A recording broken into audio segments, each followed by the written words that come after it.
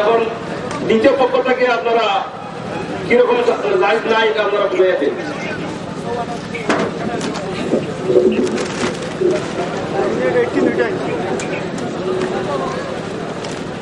আসসালামু আলাইকুম ওয়া রাহমাতুল্লাহি ওয়া বারাকাতুহু।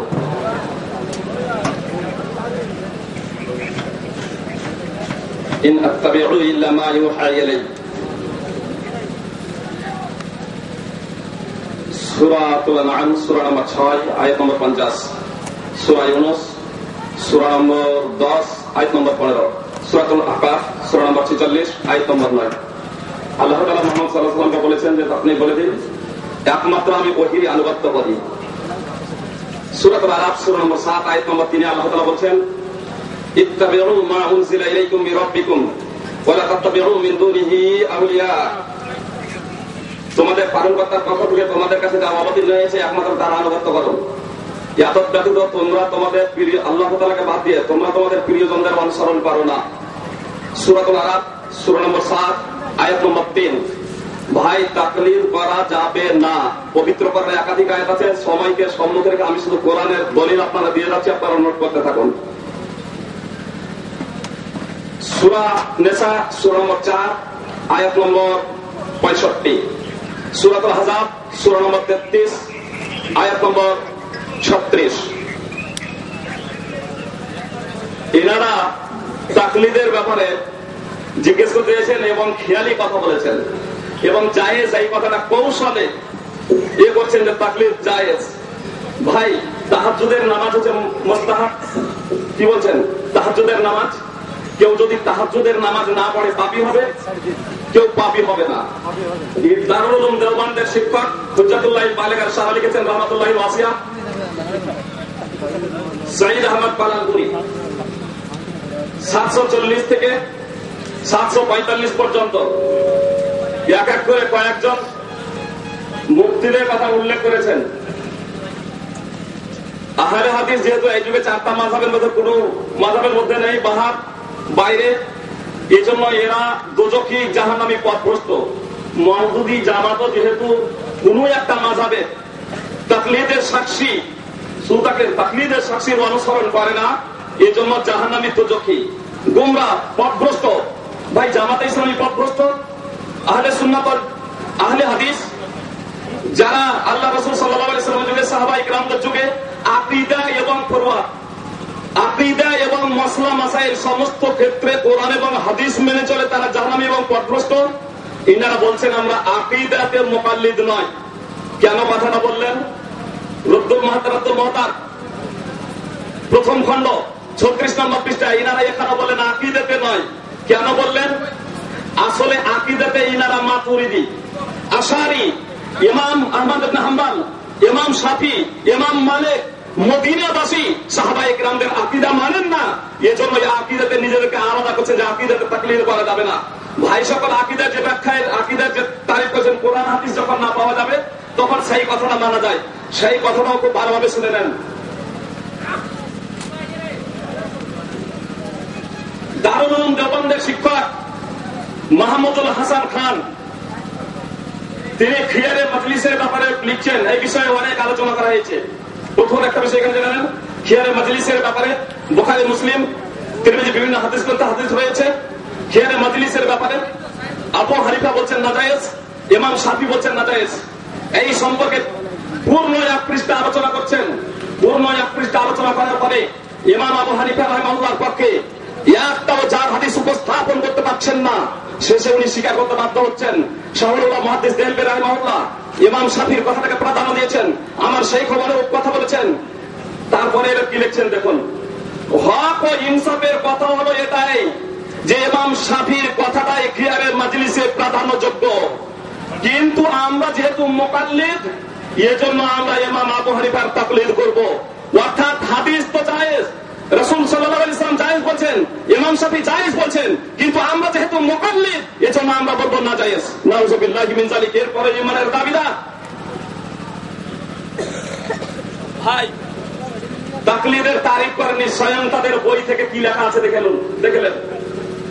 অন্যের কথাকে বিনা দলিলে মেনে নেওয়া হলো তাকলিদ। অন্যের কথা এবং কর্মকে বিনা গবেষণায় একজন মুকাল্লিদ তাকলিদ মুকাল্লিদের দলিলের উপরে গবেষণা করতে পারে না। এমনকি মুকাল্লিদ যারা তাকলিদ করে এদের মুকাল্লিদ বলা হয়। আর এই মুকাল্লিদরা কোরআন হাদিস ইজমা কিয়াস থেকে দলিল দিতেই পারে না। এনারা এক করে বললেন আমরা গায়ের মুস্তাহিদ, আমাদের জন্য আমরা তাকলিদ করছি। ভাই সকল খুব ভালোভাবে জেনে রাখেন, আবার সিগনেচার করেছে মুফতি বলে রাতুল মুহতার তাদের প্রথম খণ্ড 51 পৃষ্ঠা উঠান। যারা মুকাল্লিদ এরা মুফতি হতেই পারে না। আর কেন পারে না?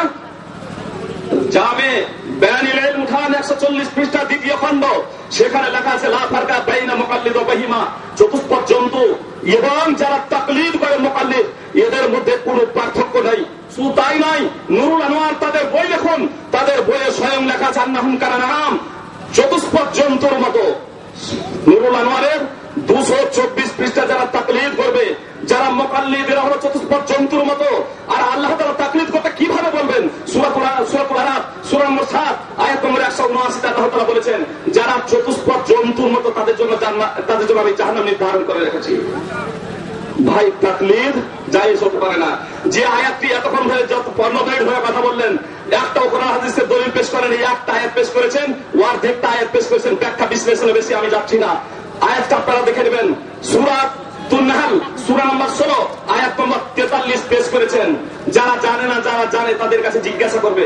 ভাই যারা জানে না যাদের কাছে জানবে, এই জিজ্ঞাসা করাটা হলো তাকলিদ। তাকলিদ তো হলো অন্ধত্ব, এখান তো জ্ঞান নেই। জ্ঞানের বিপরীত জ্যোতির বিপরীত আলোর বিপরীত। নবী সাল্লাল্লাহু আলাইহি সাল্লাম বলেছেন ইন্নামা শিফাউল আসওয়াল, জিজ্ঞাসা করা হলো ওয়াক্তচার প্রতিশোধক, জিজ্ঞাসা করা হলো তাকলিদের পরিপন্থী। সুনানে আবি দাউদ হাদিস নম্বর 336, ওদের জিজ্ঞাসা করা এটা তাকলিদ নয়। এরা মুহাম্মদ সাল্লাল্লাহু আলাইহি সাল্লামকে মুকাল্লিদ বানিয়ে দিবে যদি তাকলিদ যদি করা হয় জিজ্ঞাসা করা। সূরা ইউনূস সূরা নম্বর 10 আয়াত নম্বর 94 আল্লাহ তাআলা মুহাম্মদ সাল্লাল্লাহু আলাইহি সাল্লামকে বলেছেন ফাসালাল্লাযিনা ইয়াকরাউনাল কিতাবা মিন ক্বাবলিক, মুহাম্মদ সাল্লাল্লাহু আলাইহি সাল্লামকে জিজ্ঞেস করতে বলেছেন। নাউযুবিল্লাহি মিন যালিক, মুহাম্মদ সাল্লাল্লাহু আলাইহি সাল্লাম মুকাল্লিদ ছিলেন, মুহাম্মদ সাল্লাল্লাহু আলাইহি সাল্লাম তাকলিদ করেছেন? আদৌ না। আসলে একটা কথা তাদের বই লেখা আছে, যারা তাকলিদ করে, যারা যারা তাকলিদ করে, আপনার যারা মুস্তাহিদ নয়, যারা গবেষণা করে না, যারা তাকলিদ করে আওয়ামকে, জনসাধারণকে এবং নিজেও এরা যেহেতু মুকাল্লিদ, নিজেদেরকে মুকাল্লিদ বলে চিহ্নিত করেছেন চতুষ্পদ জন্তুর মতো, তাদের বইয়ের কথা বলে শুধু আমার জবান দিয়ে বের হচ্ছে ভাই। আর আল্লাহ তাআলা সূরাতুল আরাফ সূরা নম্বর 7 আয়াত নম্বর 179 তে যারা চতুষ্পদ জন্তুর মতো তাদের জন্য জাহান্নাম নির্ধারণ করে রেখেছেন। ভাই সকলে একটা খুব ভালোভাবে কথা শুনে নেন, তাকলিদ শব্দটা কোরআন হাদিস থেকে দেওয়া আছে। হেদায়া উঠান প্রথম খণ্ড 256 পৃষ্ঠা, তাকলিদ শব্দটা আছে, কিন্তু এই তাকলিদ শব্দটা মানুষের জন্য নয়। তাকলিদ শব্দটা ব্যবহার হয়েছে হাদিসে, ফিকহের বইয়ে চতুষ্পদ জন্তুর জন্য, জানোয়ারের জন্য। আর এজন্যই মনে হয় এরা নিজেদেরকে চতুষ্পদ জন্তুর মতো বলছেন। নাউযুবিল্লাহি মিন যালিক। ভাই সকল, আমি আপনাদের জনগণকে, হিন্দুদের, খ্রিস্টানদের, ইহুদিদের, আপনাদের জনগণ কাউকে চতুষ্পদ জন্তুর মতো বলতে চাই না। তার কারণ আল্লাহ তাআলা বলেছেন ওয়ালাকাদ কাররামনা বানি আদম, আমি মানব জাতিকে সর্বোৎকৃষ্ট উপাধিতে বিভূষিত করেছি। সূরা বনী ইসরাঈল সূরা নম্বর 17 আয়াত নম্বর 70। তো মানুষকে যেখানে আল্লাহ তাআলা সর্বোৎকৃষ্ট উপাধিতে বিভূষিত করেছেন, এরা আবার চতুষ্পদ জন্তুর মতো হয় কি করে? ভাই সকল বললেন যে পিতা মাতাকে জিজ্ঞাসা করা হয়, এজন্য এরা নয়। জিজ্ঞাসা হলো ওয়াক্ততার প্রতিশোধক, আপনার তাকলিদের পরিপন্থী। এবার শুনুন খুব ভালোভাবে, তাকলিদ বলছেন যে চলে আসছে আল্লাহ রাসূল ধারাবাহিকভাবে, যদি আসতো কোরআন এবং হাদিস থেকে দলিল দিতেন। ইজমার কথা বলা হয়েছে, প্রথমত ইজমার কথাটা শুনে নেন। তাজকিরাতুর রাশিদ পৃষ্ঠা নম্বর 131, তাকলিদের ব্যাপারে কোনো কালে কখনো ইজমা হয়নি, সম্পূর্ণ মিথ্যা কথা বলেছেন, অন্তত তওবা করা দরকার। ভাই সকল, আমি আপনাদের যে কথাটা বলতে চাই, ইমাম আবু হানিফা নিজে বলেছেন, আমার ঘরের বই নয়, তাদেরই বই, তাদের বইয়ের 8 পৃষ্ঠায় দেখুন লেখা আছে, ইমাম আবু হানিফা বলছেন তাকলিদ করো না, তাকলিদ করতে নিষেধ করেছেন ইমাম আবু হানিফা। এবার আসুন 32 নম্বর পৃষ্ঠাতে, এখানে লেখা আছে যে ইমাম আবু হানিফার কথাকে প্রত্যাখ্যান করে দেবে, বালুকোনার সমপরিমাণ তার উপরে আল্লাহর অভিশাপ। ইমাম আবু হানিফার তাকলিদ করতে নিষেধ করলেন। আর এখন কেউ যদি ইমাম আবু হানিফার তাকলিদ করে, তাহলে বালুকোনার সমপরিমাণ অভিশাপ আল্লাহ তাআলা। এটা তাদের কথা মনে, ভাই আমাদের কথা নয়।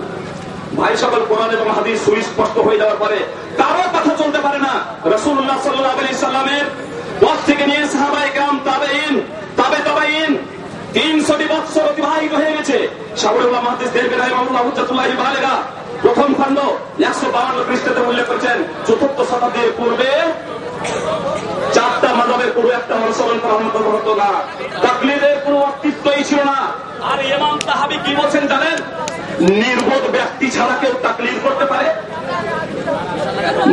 নির্বোধ ব্যক্তি ছাড়া কেউ তাকলিদ করতে পারে? হার ধর্মী জিদি ব্যক্তি ছাড়া কেউ তাকলিদ করতে পারে? এটা তো বাস্তব। যেখানে তাকলিদ শব্দটা চতুষ্পদ জন্তুর মধ্যে ব্যবহৃত হয়েছে, যদি আপনারা লক্ষ্য করে থাকেন, হেদায়া বললাম চতুষ্পদ জন্তুর জন্য ব্যবহার হয়েছে তাকলিদ শব্দটা। হেদায়া প্রথম খণ্ড 256 পৃষ্ঠা, বুখারী হাদিস নম্বর 1702, সুনানে ইবনে মাজাহ।